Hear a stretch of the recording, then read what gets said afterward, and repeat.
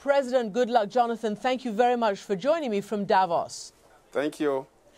Let me get straight to the heart of the matter. Today, on Capitol Hill, Secretary of State Hillary Clinton is testifying about Libya and about militantism in the region. And she identified Boko Haram as the biggest threat to one of the most important countries, namely your own. Do you see Boko Haram as a major existential threat to Nigeria right now? Definitely, Boko Haram, if it is not contained, it will be a threat not only to Nigeria, but to West Africa, Central Africa, and of course to North Africa. Well, of course, you know, some element of Boko Haram in the same link up with some of the Al-Qaedas operating in northern Mali and other North African countries. Of course, that's why the Nigerian government is totally committed to work with other nationals, other friendly governments, to make sure that we contain the problems in Mali.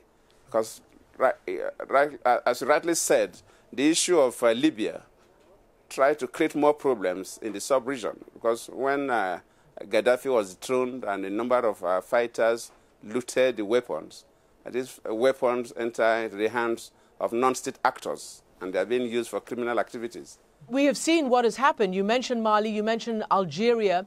Is Nigeria prepared in case there is a terrorist attack like we just saw in Algeria on a natural gas or an oil facility? Again, you are the most significant exporter in the region. Yes, of course. What happened in Algeria is quite unfortunate. And that's why all the governments have been working day and night to make sure that we prevent such excesses. Do you believe that Boko Haram is just a security threat for you? Or, as some others believe, that it is also about resisting misrule and corruption, and that there needs to be a different or an additional way of dealing with it other than just military? No. Boko Haram is not as a result of misrule, definitely not. And sometimes people feel that it's a result of poverty, definitely not. Boko Haram is a local terror group, and we call on the rest of the world to work with us. Because now we are talking about Algeria. We are talking about northern Mali. And our belief is that if you allow terror to exist in any part of the world, it will not just affect that country or that state, but it will affect the rest of the globe. And we should not play politics with Boko Haram. Mr. President, the United States believes that the security forces in Nigeria are driving more people into the arms of Boko Haram. And one NGO at least is quoted as saying that by what they quote as indiscriminate security measures, heavy-handed crackdowns that round up thousands of people, whether they're civilians and children, people who've got nothing to do with Boko Haram.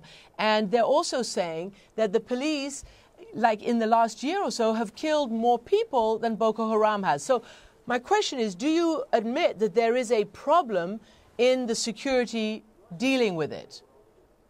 That is not correct. That is not correct. And I've said it severally. Those are insinuations by some interest group. Well, definitely the insinuations by some interest group. All right, so one of those interest groups is the State Department of the United States. But let me ask you this. No. Yes, people sir. get wrong information to the State Department of the United States. The State Department of the United States, they have the means of knowing the truth. They should try and filter the truth. Well, sir, let me just say... They should not just listen to some people who have access to them, but they have means of knowing the truth. All right. Well, the United States Assistant Secretary of State has said that the methods of the crackdown is inflaming the population and inflaming the situation. Let me move on to the issue of corruption. When I interviewed you 3 years ago now, in your first interview as you assumed power, you said that the main issues for the people of Nigeria are corruption and even electricity. Power, you talked about. Well, today, those are still the same issues. Some 60% of the people of Nigeria don't have enough or regular power, regular electricity. There are constantly shortages and outages. 3 years later, what do you have to say about that? I would have loved that you ask an ordinary Nigerian on the streets of Lagos, Abuja, or any other city this question about power.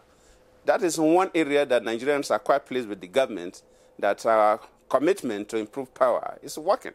So if you are saying something different, I'm really surprised. That is one area that even civil society members agree that government has kept faith with its promise. So what should I tell the people who keep contacting us and saying they hope they have electricity just to be able to watch this interview on their televisions? Clearly, it is still a big problem. Is it still a big problem despite, you say, the progress that you say you've made? We have not got to where we should be. And of course, you know, the power infrastructure is one investment that you must complete the chain before the bulb can light. You must generate, you must transmit, you must distribute. And even if you have the money and the political will to do so, you cannot do it overnight. And we're working very hard. And I promise you that before the end of this year, power will be really reasonably stable in Nigeria. This is something that has been a problem for years.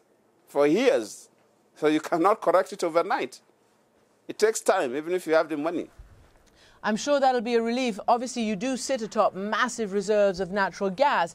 And that leads me to the whole issue of corruption, which you say you're trying to tackle. And when people look at Nigeria and see all your wealth, they say, oh, my goodness, this is a country that is stealing and bleeding itself dry. Even your own minister, your Minister of Finance, has talked about, you know, just this past April, perhaps 400,000 barrels of oil a day simply being stolen, simply disappearing without any account. One of your ministers has said that the level of theft from the country, from the government, amounts to about $7 billion a year. That's still a problem, isn't it? In fact, when you talk about crude oil stealing, yes, I agree with you.